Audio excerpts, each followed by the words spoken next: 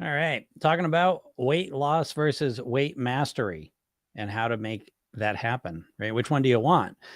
That's the first question, right? So when it comes to weight loss, you tend to think in terms of weight loss, but what you actually want is weight mastery. That's what I think, anyways. And you can tell for yourself by asking the question, do how long would I like to keep the weight off for? How long do I want to lose weight for? That's the first question. What's your answer? Forever? All right, good news. Because weight mastery is a lot easier than weight loss. Hey, how's it going? So someone saying hi. Nice to see him right away. So that's what we're talking about here is reorienting yourself because the way you think about weight loss right now is probably uh not helping you. It's probably keeping you stuck because you're thinking about weight loss. Right. So let's talk about the differences because once you understand this, it can change everything for you.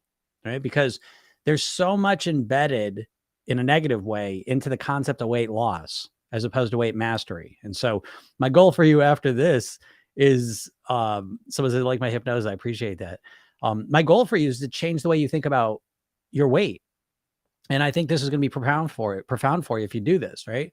Because your idea of weight loss right off the bat, the first thing I want to talk about is the time frame you're thinking in terms of. Okay, so that's the first thing you want to understand that when you say I want to lose weight, it's really like a temporary thing. Right? I want to lose the weight. And so it's going to be a temporary thing. I need to change how I'm eating until I lose the weight. Then what? Right. And so we never really answer that. We never even think about it. I ask people that question all the time. I say, well, then what? No, I'll figure it out then. I don't know. Who cares? you know? And so right off the bat, the way that weight loss is subconsciously coded in your mind is very unhelpful. And it's sabotaging you in a lot of ways because if you only think in terms of short-term time frames, temporary time frames, that sets you up to choose extreme plans that are unsustainable. And this is where most people find themselves. And if it's an unsustainable short-term oriented plan that you're not even thinking about keeping up long term, then it allows you to choose plans that aren't built for the long term. So I always like to say to people that the strategies that help you lose weight and the strategies that help you master your weight, the weight mastery strategies are actually a lot easier, right? Because with its weight loss, it's a short time frame. You just want to get the results as fast as possible, which means you have to choose a more extreme plan. And so, yes, the weight mastery strategies, they don't tend to get the weight off as fast, right? Because they're built for long term, but they last long term. And is that not your goal? Let me take it a step further. If you had to choose between losing weight quickly and temporarily or slowly and forever, which would you pick? Now, I know this question is a little harder, right? Because you're so conditioned to think about if I'm going to lose weight, I want to lose it quickly. If I don't lose it quickly, what's the point? Almost, right? It feels that way.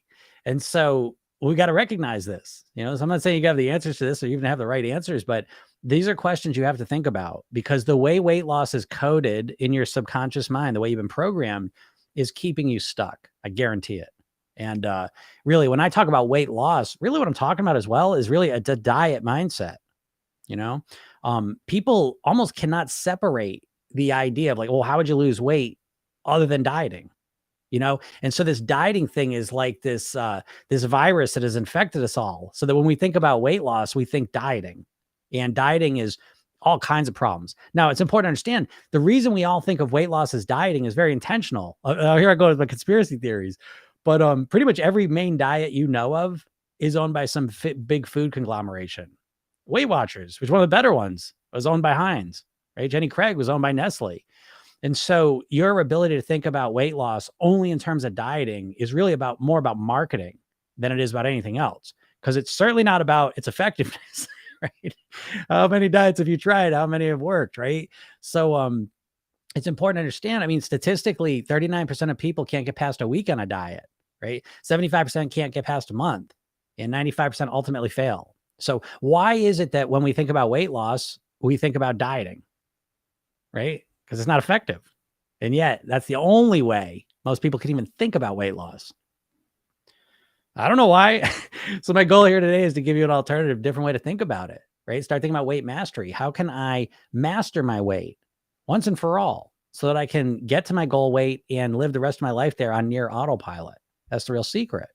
right? That's what you want. And that requires a completely different approach than just losing weight, right?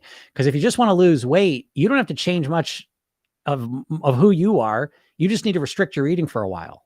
And that's what you do on a diet typically. You restrict your eating in some way, right? So when it's weight mastery, it's a much more inside out process. It's if you're going to master your weight to some degree, you got to master yourself. And that can sound a little daunting at first until you realize this is a path that's actually going to get me the results I want.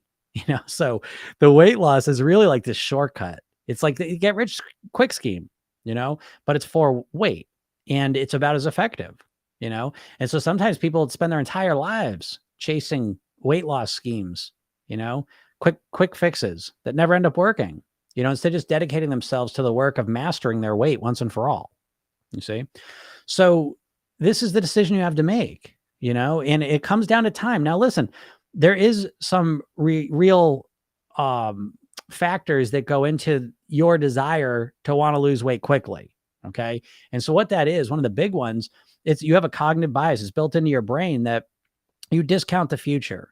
So again, the idea, if I give you $100 now, or I'll give you $150 in 2 years, you're probably going to want the $100 now. Okay. So our brain wants things now, and things in the future, they just don't seem as real. They don't seem as likely. And so we're less likely to take them. So when it comes to weight loss, that's the first way that challenges is we got the cookie in front of us right now. We could eat it. Or we say, well, I'm going to lose weight, but that's in the future and that's a potential. Okay. And so that's less motivating.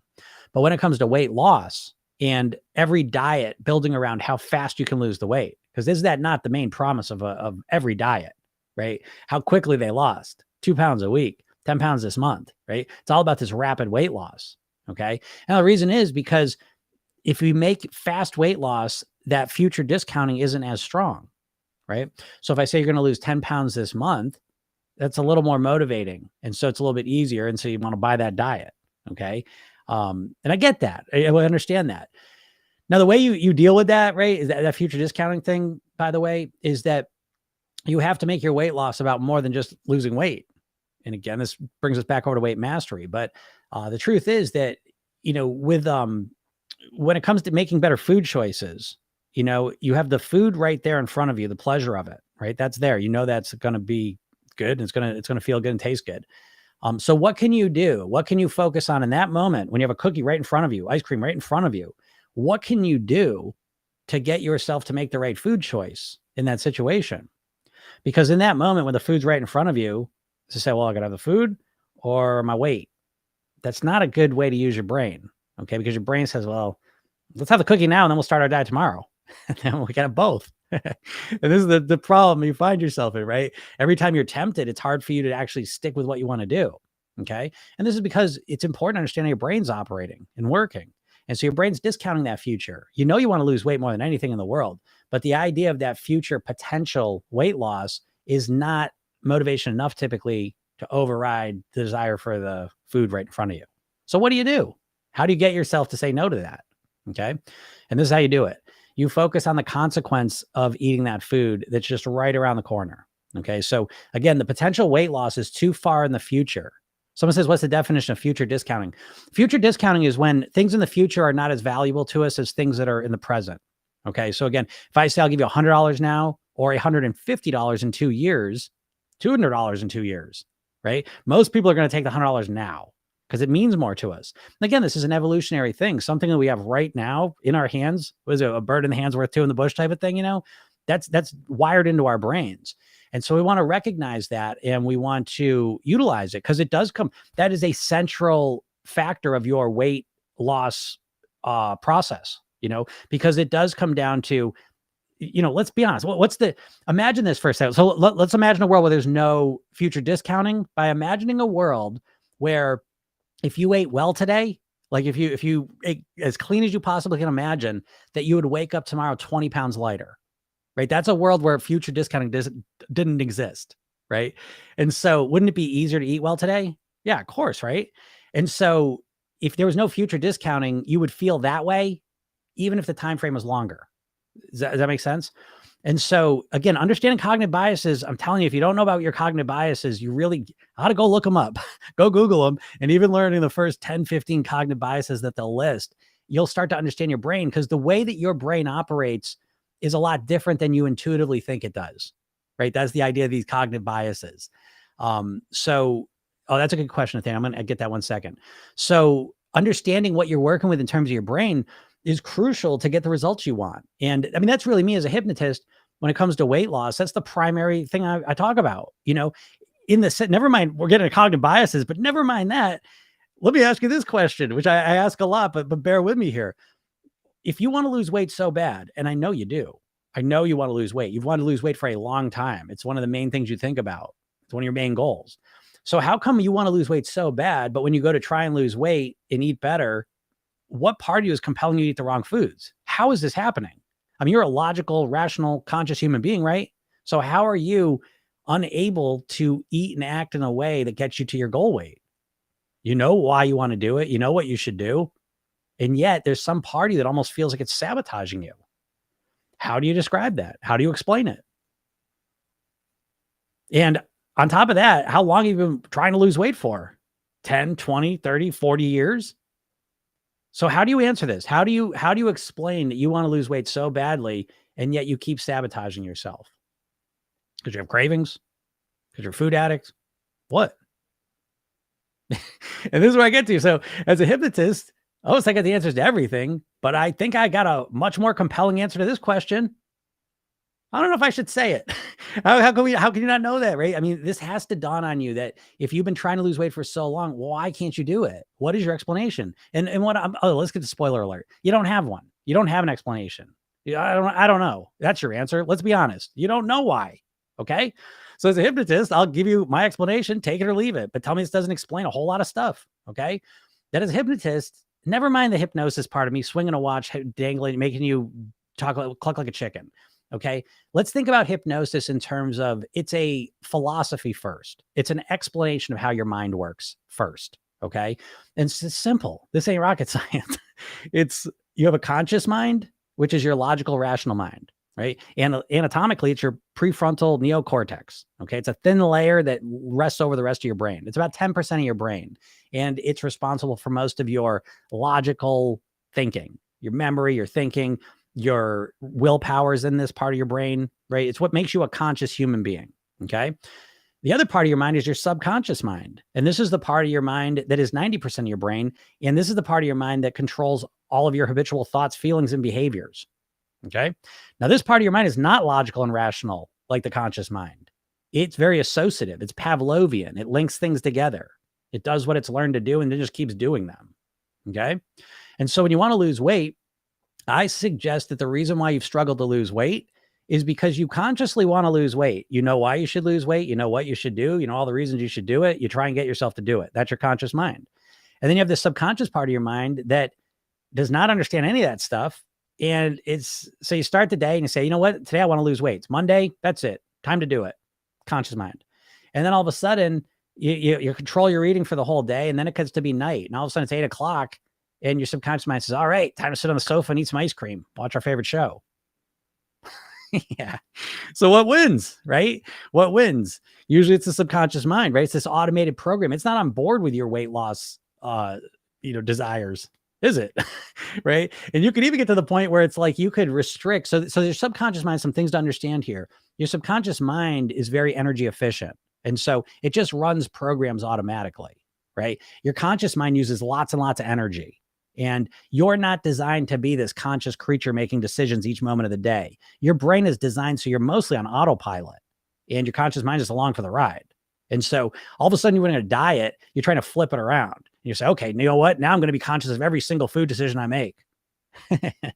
And your subconscious mind says, whatever, 8:00, let's eat the ice cream. I would just finish lunch, time for a cookie. Hey, it's afternoon, let's have a snack. Right? It doesn't know any of that stuff. It's just running the programs that were installed into it. And so what you try and do is you try and use your willpower. No, don't do that. Right? And then eventually you get tired, bored, distracted. The willpower fades away. And what happens? The behavior just starts up again. That's your experience, right? You get really upset. You start trying to control your eating. You do it for a little while. You can't keep it up. You stop and you go right back to doing what you're always doing. Ta-da. And that's my explanation for it. And so how do you actually change your weight? You got to change your subconscious programming. Now it's a little more work. It's easier to just say, oh, I'm just going to change everything, but it doesn't work. Right. And so it's a little more work to change your subconscious programming. But once you do, it runs on autopilot. It's like brushing your teeth, right? It's like, that's like a habitual behavior that you installed. And now you just do it every night, and you do it at the same time, same place, every single night, every morning, at the same times a day. Right. And you're aware of it, but you don't have to really run it. It just kind of runs itself. Great.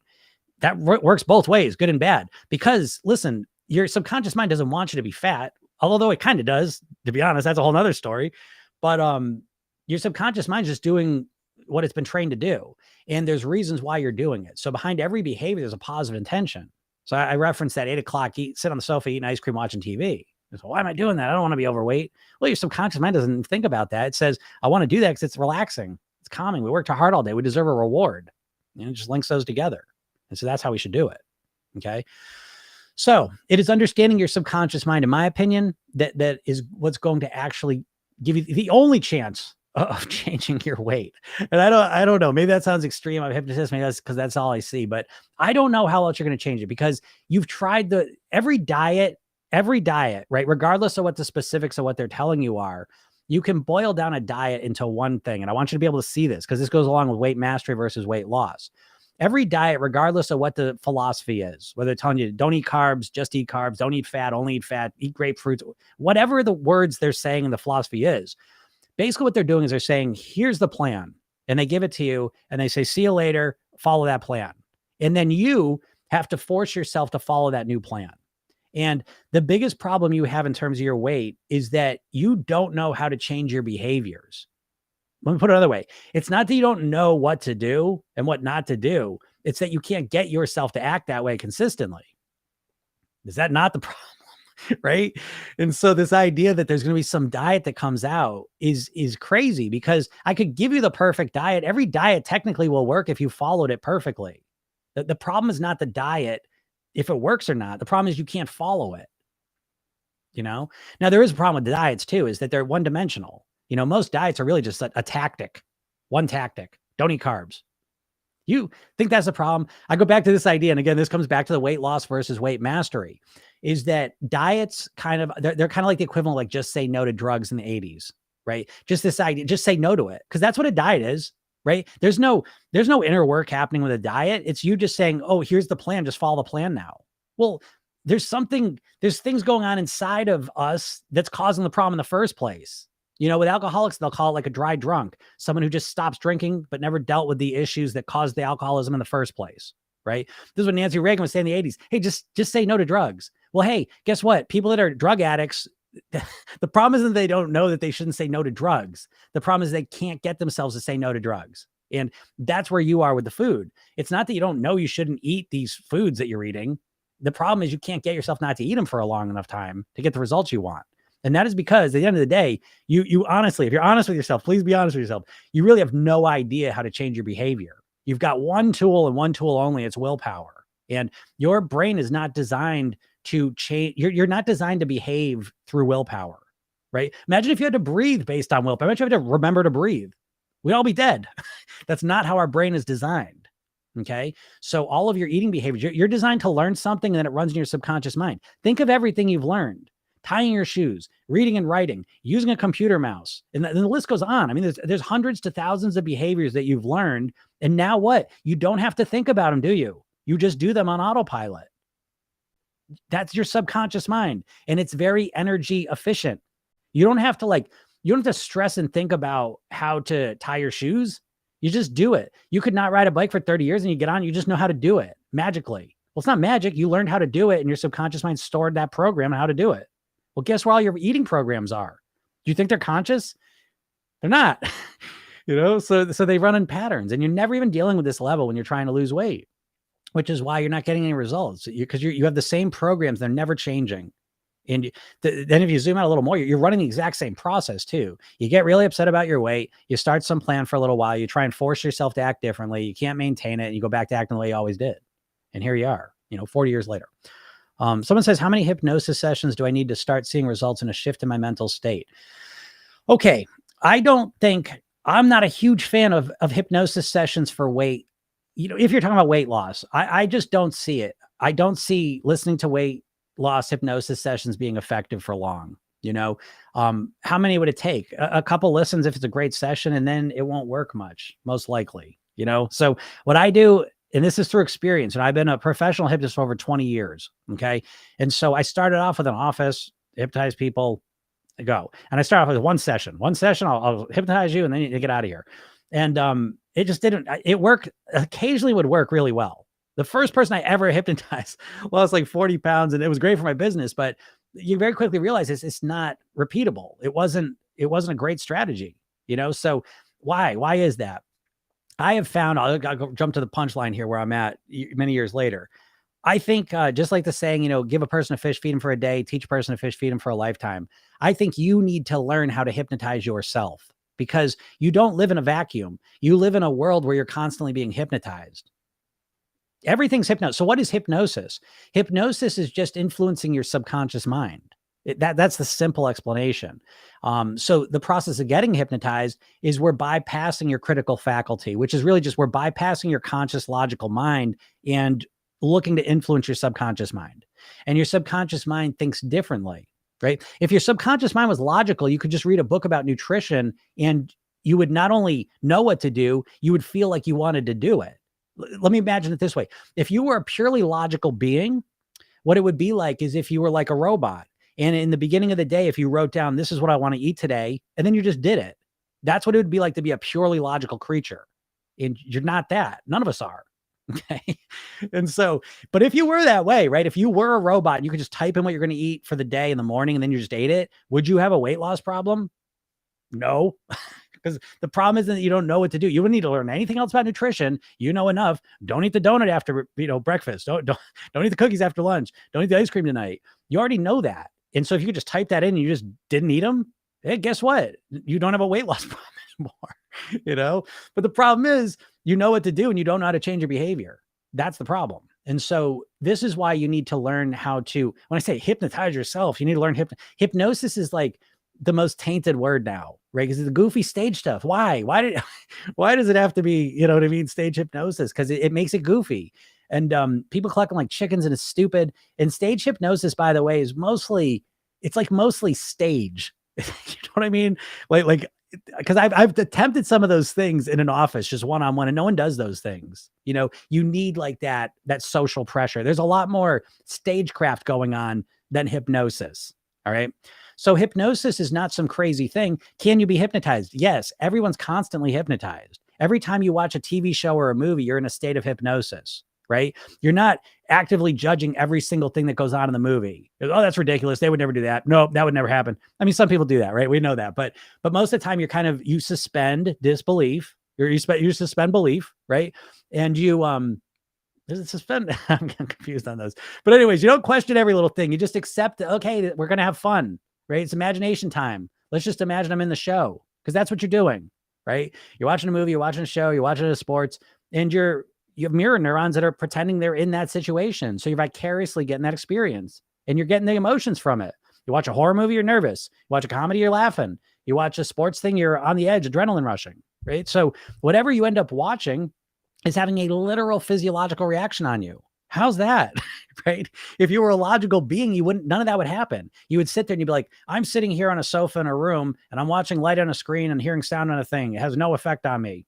Right? You'd be like a robot, right? But that's not what happens. You have the experience in your mind as if you're living it, as if you're in the show, the movie, the sporting event, and you're getting an experience from it. So that is literally hypnosis. So what is self-hypnosis? It's just us influencing our subconscious mind and ourselves on that level through our imagination. That's the language of the subconscious mind. And does it work? Every single advertisement you see is using imagination to get you to feel an emotion about their product and to link it together. They're not sitting there trying to rationally explain to you and convince you why you should buy the product, right? Nike is not explaining to you what their shoes are made of and how they're crafted and why it's going to, what's going to do for your foot and the support. They're not giving you all the technical specifications of their shoe to convince you to buy it, are they? Right? They're just showing lots of cool stuff and they link it to their shoe. And that's literally every ad. Okay. Why do they do that? Because it's hypnosis and it's the most effective way to influence your subconscious mind, which is the subconscious part of your mind is the part that's in control. And it's certainly in control of your weight. So how many hypnosis sessions do you need to start seeing results? I wouldn't even recommend, I think a hypnotist, by the way, going to see a hypnotist for phobias is really good. Confidence is really good. Smoking can be very good. Weight loss, I don't think it's that good. I think at best you might get temporary results. That's what I think, honestly. Because I think if you're really going to change your weight, I think that now you could lose weight. Don't get me wrong. Hypnosis could help you lose some weight for a little bit, but you don't want to lose weight. You want to master your weight. You want to get to your weight and live the rest of your life there near autopilot, right? Aren't you sick of the bullshit? Because at this point, you're watching this and you have done so many diets and you've lost weight and then you've put the weight back on. And so now you're in a real pickle because now you can't even get yourself motivated because you got that voice back. So what's the point? We're just gonna put the weight back on. And you're right, because the diets are just temporary solutions and they don't last. And you know this. And that's why you can't get yourself motivated. So, it's about, what level of commitment do you want to make to this? What do you actually want? And I know you want to master your weight. I know that. No one talks about this though. Look it up. Go Google, right? 10 million hits every search you ever do. Go search weight mastery and watch 5 hits. It's like, no one talks about this. It's weird. It's really weird to me, because, you don't even want to lose weight. Especially at this point, you're struggling to get motivated. And it's because you're thinking about it in terms of weight loss and your subconscious mind thinks as a temporary and it doesn't want to put the effort and work in to get something temporary, So if you commit to it and you can make it happen, it's not that hard. It's really not, but you don't even have a sense. You never even use the word weight mastery. You're so wrapped up. Talk about hypnosis, diet, mindset, hypnosis, but I want to answer some questions here. So Nathaniel, I know that that's probably not the question you want, but how many to change a shift in your mental state, by the way, I mean, that could happen from one hypnosis session, but I get the impression, I'm assuming you want a deeper shift in how you're thinking. You can listen to one hypnosis session and have an experience. You can calm down, relax, activate your parasympathetic nervous system so that you can access your full brain capacity and power. Okay. So that can happen from one thing. What's it take to actually influence and reprogram your subconscious mind? Well, it depends. Depends on what the thing you're trying to reprogram is. Some things can be very, very quick and some things take a little more work. Let me see here. Let me see. I loved your email this morning about willpower versus the underlying emotions. Yeah, right. Isn't that a good one? Which, by the way, listen, everyone, if you want to start learning about weight mastery, you want to hear what I'm saying, you can click on the link in my bio or the description here. And there's a training I give you for free, right? How to master your weight. But even if you don't watch the training, I email you every day. It's free. And I give you all these tips and things to start thinking differently about your weight. So I suggest you go do that. Someone says, are you in my head? Yeah. Well, I'll tell you what, I know more about you and your weight than you do. I've done over 5,000 private weight loss sessions and I come at it from a complete unique point of view. That's not what I wanted. I would have rather just learned from someone and just done it, but there's no one else talking about this. You know what I mean? So I had to come out with it myself and I was real motivated. My father died at 54 of a heart attack. So to me, weight's life and death. And for me, initially, I lost 50 pounds and kept it off through this process. And it was so transformative for me that I ended up doing this professionally. And that's what I've been doing. And I'm obsessed with it. And my mission in life is to help as many people as possible live at their goal weight. Okay. So I know how you're thinking. I know why you're stuck with your weight. So make sure you watch my videos because I'm probably the one explaining it. I don't know what to say. You know what I mean? Like, I don't want to sound conceited. I don't mean it that way, but there's very few people that are talking about the deeper aspects of weight. It's always this superficial stuff. And the more I think about it, the more I really do believe it's these diets have really hijacked the whole conversation to the point that literally people can't even doctors, when they get, you should probably lose some weight. Well, how? Eat better and exercise, live healthier. It's so vague, such vague stuff. Then the diets with their one thing that just do this, no, it's got to be a holistic solution. In my opinion, my program, it's mindset, lifestyle, eating. And then in creating the strategies, customizing around you so that you can live at your goal weight for the rest of your life on your autopilot. And it's just a way more complete approach. And so it doesn't surprise me that it gets better results because you can just hear the way I'm talking about it. It's like I'm identifying things that you've never been able to identify. I know this, you know what I mean? Because again, I've had so many conversations. Anyways, someone says I've done 3 sessions so far to help with anxiety from tinnitus, but it hasn't helped yet, hopefully. Yeah. It just, again, I believe so much more in the self-hypnosis because it's like going to see a hypnotist. This is a crapshoot. It does depend on the person. And if you jive with them, you know what I mean? How willing you are to kind of relax. It depends on their skills, you know, all the rest of it. But at the end of the day, you are your own best or worst hypnotist. It's that simple, because you are up in your head all day long talking to yourself. And so it's like, to me, it's like, oh, going to see a hypnotist, again, it's fun, but and it may work and may be helpful. But again, certain things it can work. Like phobias, I can't recommend a hypnotist enough, because I've knocked out lifelong phobias in 10 minutes, you know, reliably, consistently, you know. So, but when it comes to behavioral things, tinnitus, again, that's I don't know, you know what I mean? Like if you get the right person, but I would suggest, if that doesn't work for you, I would strongly recommend studying some self-hypnosis. That would be my suggestion. Because when you do self-hypnosis, you accept the suggestions a lot easier. When someone else is giving you the suggestions, there's a whole other dynamic there. And when you do it to yourself, you accept them much more, and you know exactly the suggestion you need a lot of times. So that'd be my suggestion. Yeah, someone says, who's your hypnotist? Yeah, it depends on who it is, right? What do you think about 1 week water diet? Is it healthy? No, I would never do a 1 week water diet. For what? For what? You know, why? So you can lose some weight and feel excited and then put the weight back on the next week and feel destroyed? Like, you know, again, but I'm glad you asked that, because what this brings me back to, the theme today is weight loss versus weight mastery. And when you focus on weight loss, again, it's a temporary thing, and you're way more susceptible to extreme plans that are temporary. Like why do a 1 week water diet? For what? What would be the purpose of that? Right? I don't even know. I can't even think in that way. I wouldn't do it. I wouldn't do anything that I couldn't do long term, you know, unless there were some other reasons for it, you know, and maybe there are that I'm just not thinking about. Okay. But I would never ever do a 1 week water diet. For what? You know? Someone says a clinical hypnotist in Portland, well credentialed, but the connection might be off. Yeah, the connection makes a huge difference. You know what I mean? Like it's you gotta have the right fit, you know. So it's kind of that way. Because of the corruption. I don't know what that means. Oh, you're amazing. Oh, thank you. Mickey, I see Mickey Michelle. I see you all the time. I see you watching those videos. You're absolutely right. It's totally a mental game. Yeah. Weight loss is 100% a mental game. Like I would take a mindset over anything. I would take menopause, hormonal issues, and you know, physical metabolic disorders over having the wrong mindset. You know, with the wrong mindset, nothing's going to happen. You know, it's the entire game. It really is. Even to the point that of acceptance. I mean, at some point, I'll tell you, part of weight mastery as well is accepting who you are and where you're at, right? Because if your mindset is like, well, I want to look like that person, you know, right off the bat, you're almost setting yourself up for ultimate failure. You know what I mean? So the mindset is truly, in my opinion, it's the foundation. I always think of it like a pyramid in my mind, and mindset's the bottom level, the foundational piece, the most important one.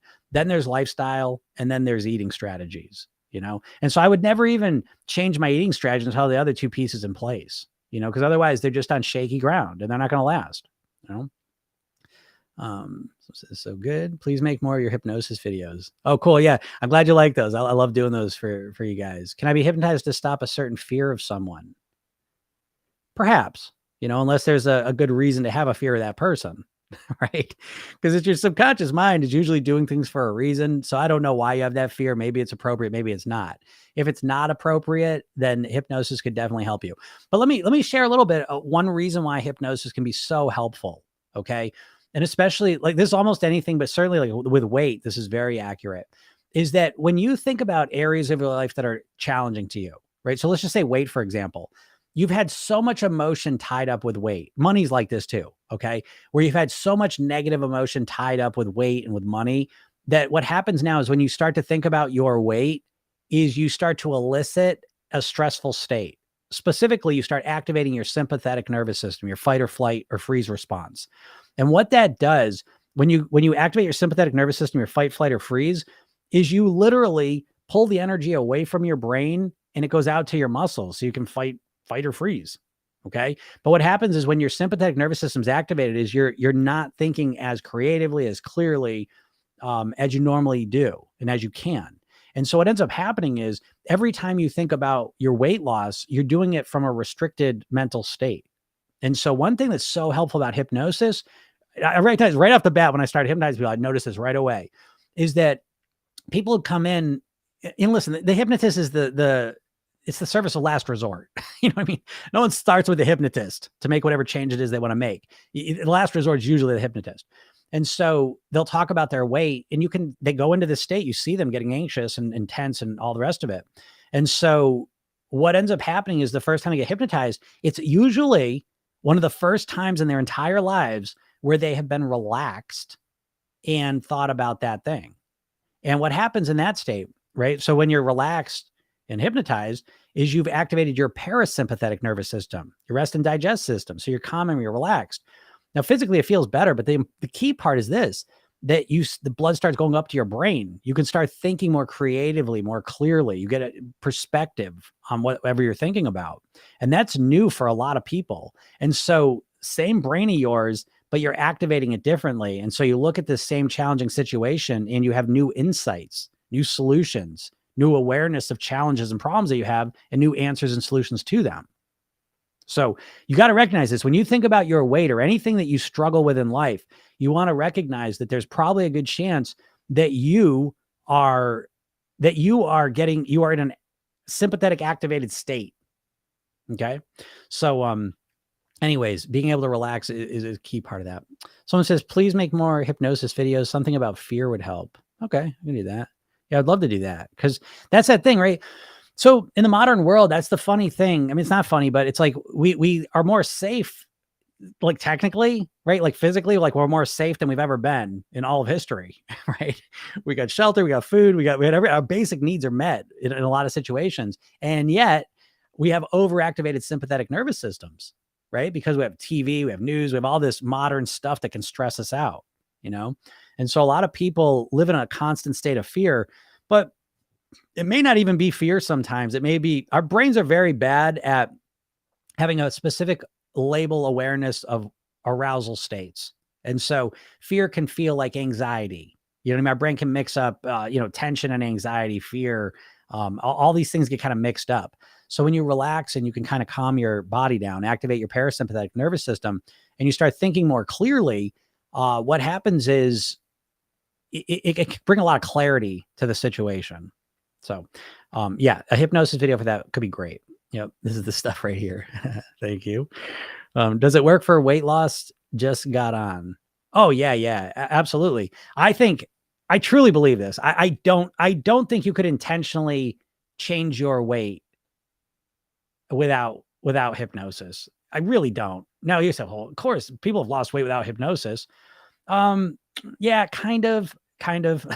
But it's got to be spontaneous for most people. You have no control over your motivation right now, do you? Right? You want to be more motivated to lose weight, but you're just not, And so it's about even that, like in my program, the very first thing we do, the first thing I do is I teach that my self-hypnosis technique, but I call it program yourself thin technique, which is really 2 techniques. And you use this every day to hypnotize yourself and program your subconscious mind. So I should say it's more like you're programming your subconscious mind than it is you're hypnotizing yourself, because you don't really go into much of a trance state. You don't have to. You relax, but more importantly, it's how you're using your mind. It's how you're thinking, and how you're programming yourself. And so that's the first thing you learn. But then the next thing we learn is there's a blueprints. My program, you come up with your own blueprints, mindset blueprint, lifestyle blueprint, eating blueprint, so that you can get the body you want and live the rest of your life there. Okay. And the first part of the mindset part is the motivation piece, right? And so this is important because you don't know how to motivate yourself, right? And this is the core problem you have, is that you don't know how to motivate yourself. Your motivation for weight loss is something you feel like you have no control over, right? Your motivation to lose weight is a completely spontaneous thing. And it's usually a pain-based thing.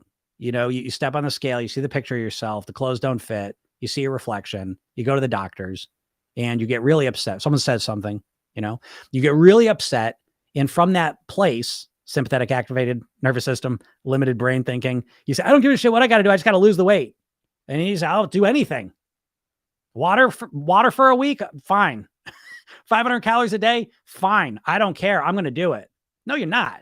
You're not, but you don't know. In that state, that's a literal state of hypnosis, where you're not thinking logically. You're just being very emotional, So that's what most people base their weight loss on. Just waiting for that spontaneous thing to come up where they all of a sudden are motivated. But of course, pain-based motivation is a horrible form of motivation for weight loss because your brain is a pleasure-seeking mechanism. And so what you try and do, by the way, now to motivate yourself, you try and beat yourself up. You try and replicate those spontaneous pain-based motivations because that's the most motivation you felt in your life. You don't know how to motivate yourself. And so the only motivation you've ever felt with weight loss, the only result you've ever gotten is based on those spontaneous pain-based experiences. And so now when you try and motivate yourself, you try and beat the shit out of yourself to get yourself motivated again like that, because that's all you know about motivation. Right? So listen, you got to use it strategically. So when I do my motivation section in my program, I call it the motivation matrix. The first level is pain and pleasure and knowing how to manipulate those so you're truly motivated, like motivated, ready to run through a wall, like that level of motivation. And then the next level is kind of the scientific level, the intrinsic, extrinsic levels of motivation. You learn those too. But by the end of it, you understand how to motivate yourself, because right now you don't. You wish you were more motivated, but you have no idea how to do it. You have no way to create consistent motivation in yourself, right? That's the primary challenge you have. To take it one step further, don't get mad at me, but you don't even want to lose weight. You wish you would lose weight. You've got to recognize this distinction. You wish you'd lose weight like more than anything in the world. 100 out of 100. Top of the charts. Hey, thanks for the weights, Haley. But you don't actually want to. You don't actually want to take the actions and do the things you can do to actually lose the weight, right? And that's your core problem. And you have no control over your motivation. So you're floundering. You're very superstitious. You're very, I don't know. You know what I mean? And that's your problem, though, is the motivation piece. So I want to focus you on that. That's your core problem. You don't know how to motivate yourself in a consistent way, and until that happens, what else are you going to do? You know what I mean? Because you need motivation. It's the engine that drives the car, and you don't have one. And the motivation you feel is just fleeting, and you don't know why you motivated sometimes and not other times. And you have no idea how to keep yourself motivated or get yourself motivated, right? I mean, that's your core problem, And so the diets never teach you this. I always tell this story, but I remember I used to do this series called The Elite Body, and I interviewed all the top fitness professionals, nutritionists in the world.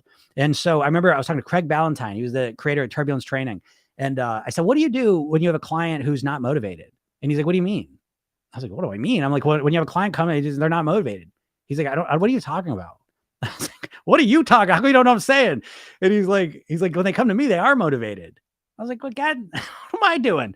Right? Because I was spending my time motivating people. How do people get motivated, And so I was like, wow, okay. So what fitness trainers and people in diets, yeah, they are motivated, at least for a little bit, right? But how do you actually get yourself motivated? I said, no one's talking about this. No one has any answers, right? But again, you just get trial and error, but again, so my program, that's like 20 pages. It's a 60-page workbook, my program, right? But 20 pages are probably the motivation piece. It's the most important piece. But once you have it, your motivations don't really change. Your core, because I'm talking about core motivations, like your motivation to be a good parent, your motivation to be a good partner, a person, whatever is valuable to you in your life that you really value.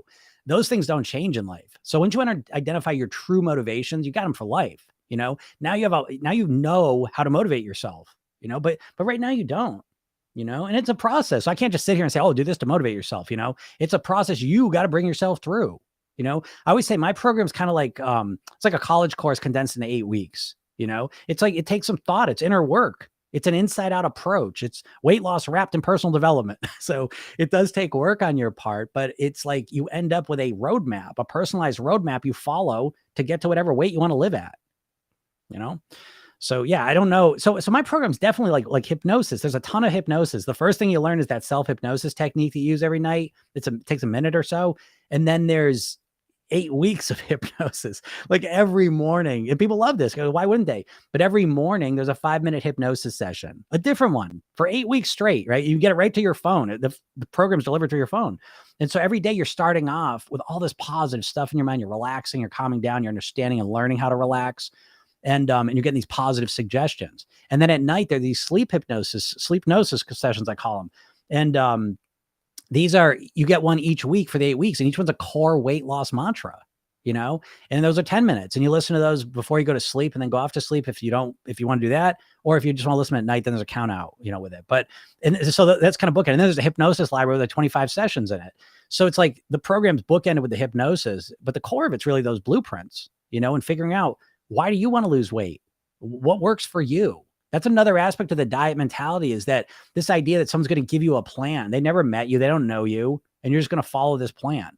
You're so like ingrained to think like you got to fit your square peg into a round hole. That's what you're doing with the dieting. You're trying to force yourself to do something that's not really built for you. So I suggest instead you take a little bit of time and figure out what works for you. And once you figure that out, it's so much easier to follow that plan, right? If it's crafted to your likes, wants, your lifestyle and the rest of it. Anyways. So I'm truly sick of the BS. Yeah, sure. I'll master my behavior. And it's fun. I mean, mastering your behavior, it's addictive because listen, okay, let me just I'll make this point quick and I want to get to the questions. Here's another core weight loss problem you got, is that your body and brain don't want to lose weight. Okay. You've got no structures in your brain or your body that motivate you and want you to lose weight. It's quite the opposite, right? Your brain and body were evolved over millions of years in a food scarce environment. Okay. And so this is why when you eat a cookie, it's way more compelling and you want to eat the cookie a lot more than you want to eat a carrot. Why is that? Because the cookie's got a lot more calories in it. And when you consume calories, your brain releases dopamine and says, yeah, wow, this feels good. Let's do this again. Okay. When you eat the carrots, there aren't as many calories. And everybody says, so this is the core problem you have, is that your brain doesn't want you to lose weight. So if you're trying to organize all of your weight loss motivation around weight loss, then you're already in trouble. Okay. Because your brain doesn't even want that. So you've got to kind of like be strategic. I don't want to use the word sneaky, but it's like you have to actually focus on something that's not weight loss related, but something that will also help you lose weight. Okay. But the main focus really can't be weight loss. I'm telling you, it's one of the worst ways to lose weight, ironically. Okay. So you got to focus on mastery, I believe. And it's really about, so I just mentioned the first, my program is motivation. The second part is your self-image. And that's where the real work begins. So my process of helping people master their weight starts by saying, who do you want to be? You've got one life, as far as we know. What's the best version of you? Who do you want to live as? And so we turn this process into one of personal development, of being the best version of you can be. That's way more motivating than just wanting to lose weight. Okay. But part of that process is also wanting to master your weight as well, your behaviors, your emotions, your thinking. So yeah, mastery is a great word and it changes the entire dynamic, right? What should you do if you binged? If you binge, the first thing I would do is just relax. Okay. Don't beat yourself up. You binged for a positive reason.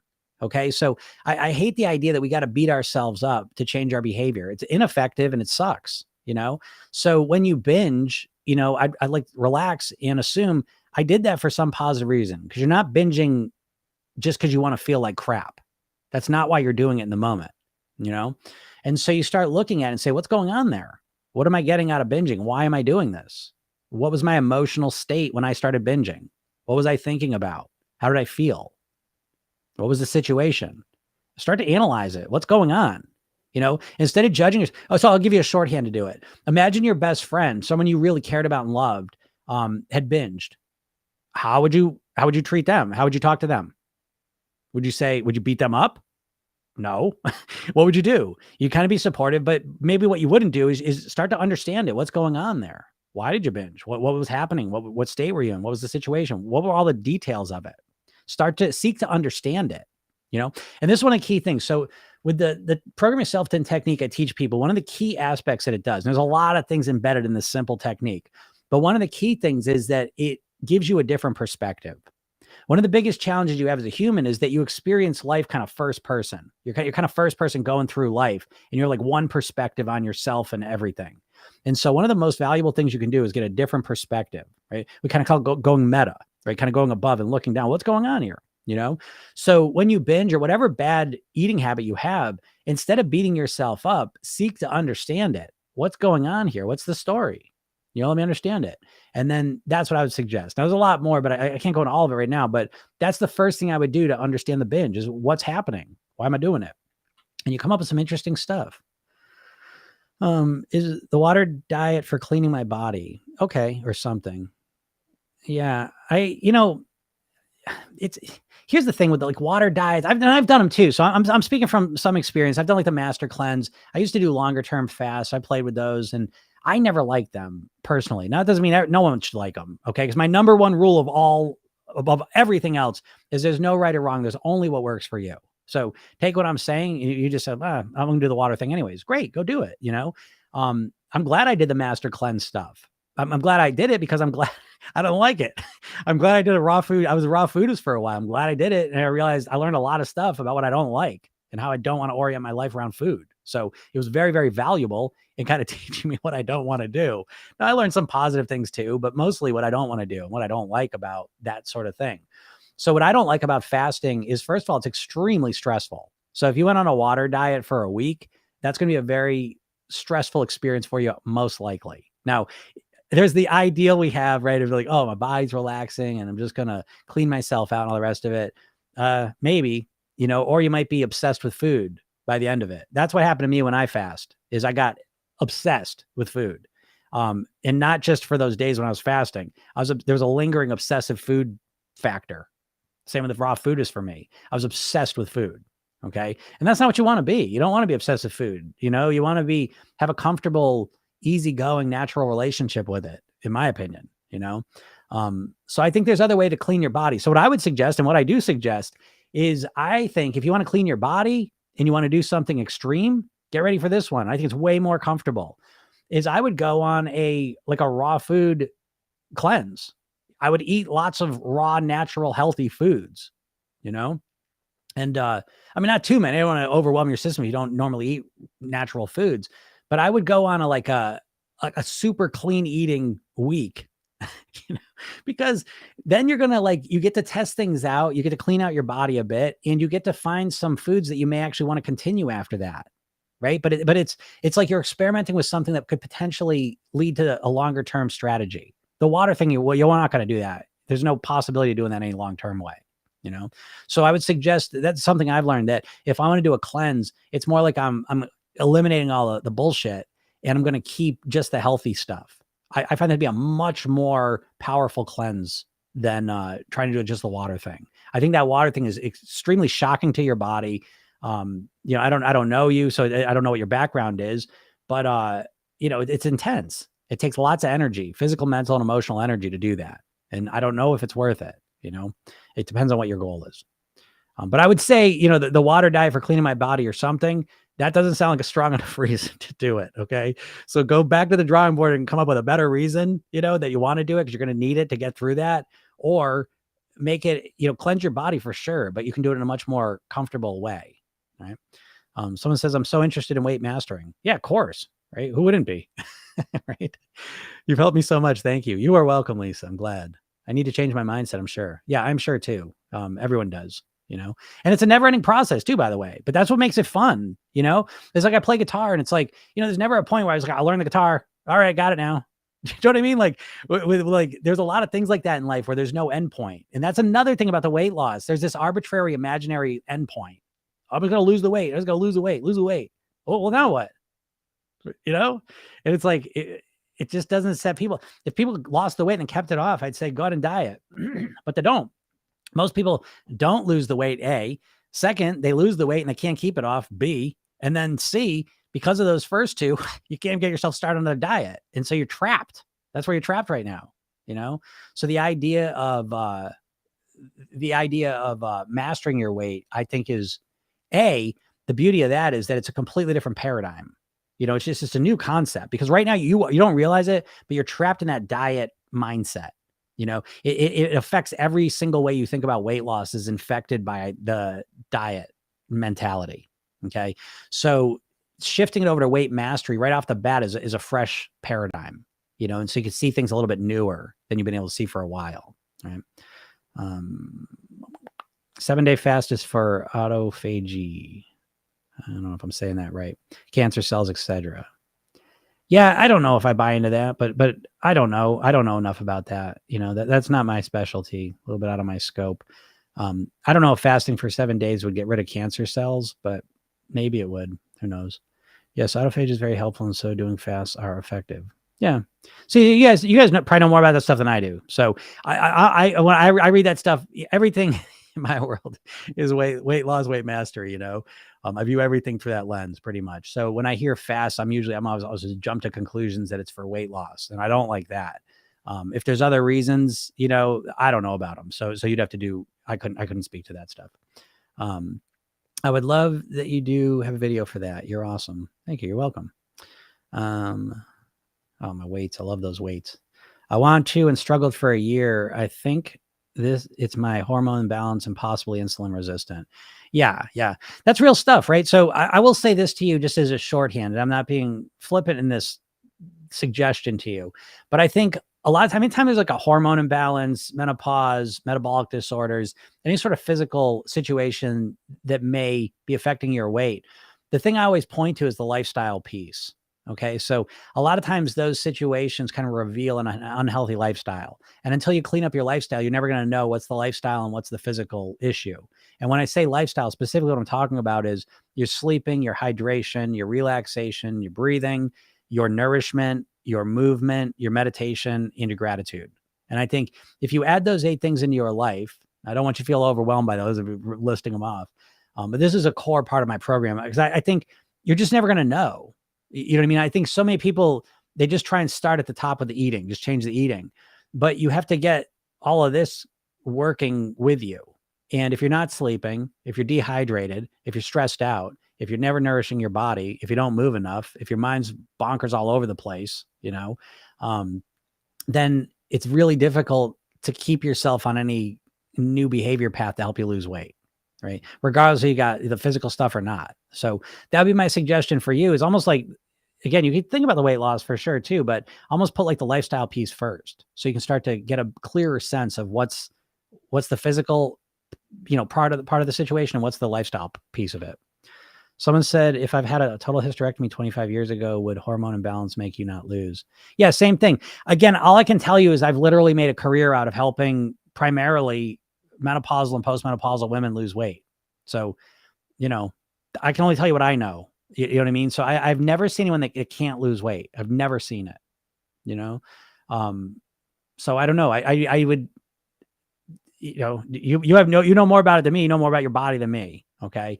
But I am saying that a lot of times I think it can be easy to say that's why, but if you haven't cleaned up the lifestyle piece, then how would you ever know?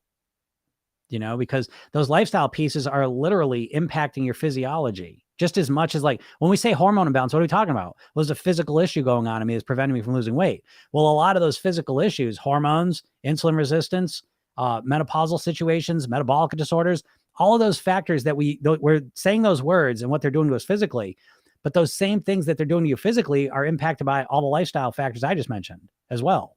So how do you know which is which? And until you wouldn't know until you clean up your lifestyle, and on top of that, if you clean up the lifestyle in the way I mentioned, you're going to feel better regardless. Like even if you don't lose weight, you're still going to feel a lot better. So that's my suggestion with that. And I like that because it's empowering, so it stinks if you're walking around feeling like no matter what I do, I can't lose weight because I had this, Someone says raw versus cooked veggies. Yeah, if you're gonna do a cleanse, and I don't know where you're at. So it's like I eat a lot of vegetables. So if I wanted to do like a salad cleanse, just eat salads for a week, I'd be fine with that. Now, before I start eating salads every day, if I try to eat a salad every day, I'd be in trouble, right? My body would not used to it. Okay. And so in that situation, I probably suggest cooked veggies. They're going to be, easier, on your body. So it depends where you're at. So it's like if you've been eating McDonald's for weeks or for years, and all of a sudden you go to just eat a salad cleanse, that could be ugly. I don't know. It depends on different people and all the rest of it. So you got to take into account where you're at. But I'm just saying, like, the idea of like a cleanse, there's other options of cleanses. We go to the extreme. We're Americans, right? So Americans always it's always with the extreme version of everything. It's just how we do it. And I guess there's good and bad parts to that whole thing. But when it comes to the cleanse part, I think sometimes we go so extreme. We just want to do something dramatic. But listen, I mean, cleaning up your eating can be dramatic. Getting rid of all processed foods for a week, that's a dramatic thing for some people. Right. If 90% of your eating is processed foods, to do a non-processed food cleanse is a dramatic thing. It's going to have a huge impact on you. But you don't have to go straight to water. That going straight to water is a very intense thing. I would say you might want to work up to that. Maybe we cut out all the processed food for a week. They go to vegetables for a week and then do a water fast for a week or something. I don't know. Like just going straight to the water thing. It's intense, and I don't know what you get out of that ultimately. Someone says, what is true about Ozempic, Wegovy, etc.? hey, listen, the medicines, I don't like to, with the medicine, I think there's a time and a place for it. Okay. So what I always say is, just like me, I'm a hypnotist. So I'm the solution of last resort. No one starts with a hypnotist. And I think that's how you should approach the medicines. I think there's a time and a place for medicines, but again, how are you going to know what that is, until you clean up your lifestyle? Because what's your lifestyle and what's the medicine going to fix? I wouldn't want to go on any medicine I didn't need to. And by the way, I'm on a statin. So I'm sitting here telling you I'm on a statin. But for the 4 or 5 years before I got on the statin, I kept cleaning up different things. I went a year with no eggs at all because I thought that might have been it. They stay the same. And then, I started walking every day, 10,000 steps a day. And that was the same thing. Right. And so recently I learned, like, if I start doing more resistance training, more cardio, that might help it. And so I'll go get tested with the statins. I'll see what that is. And then I'll start, implementing that more in my life, and I'll see, but I really spent a lot of time trying to get the lifestyle as clean as I can. And then I did get it really clean. And then it's very clear it's a genetic issue, and so then I think statin's appropriate. Now that's my decision to make, and that's what I want to do. And that's what all of us get to do. It's our decision. But it's like, if you're, I could have taken statins right off the bat, but I didn't want to. I wanted to see, is there any, lifestyle changes I can make, any nutritional change, any shifts I can make. So I don't need to do that. Well, I made them all, except I didn't know about the resistance training and the cardio thing at the time. So, I'll work on that one now, but, and that it didn't change it, and so, then I think the medicine's appropriate. So I couldn't answer that for you, but I think that, again, I would focus on lifestyle first, because if you do it without the medicine, that's way preferable. Right. And there's way other benefits too. That's the other thing as well, is the lifestyle piece. It's like, you could feel so much better. Someone says, are cooked veggies less nutrient dense? Well, that's an interesting question. And it's a little complicated because, it just depends. There's a great book called Eating on the Wild Side. That was a great book about nutritional qualities of different vegetables and how they're prepared. So some foods you actually get more nutrition out of by cooking them, right? Because you break it down, and so you release more bioavailability of the nutrients. So for example, like you could cook beans at home, or you could have canned, garbanzo beans, and the canned beans, you release more nutrients by canning them because they cook them at a higher pressure. So like, there's a lot of, kind of whatever you call it. I'm blanking on the word, but it's not a simple answer to that. But so are cooked veggies less nutrient dense? No, I would say overall, no, because you release a lot more nutrients and you absorb a lot more. So, and they're usually softer on the digestive system. So if you don't eat much vegetables, yeah, I would definitely suggest starting with cooked vegetables first. Right. But again, I can't say overall, because some vegetables kind of, it depends, if you steam broccoli or boil it, you know what I mean? Like, there's gonna be different nutrient values in that, so I don't remember all the specifics of it. So it's a complicated question, I guess is what I'm trying to say. I don't have a clear-cut answer.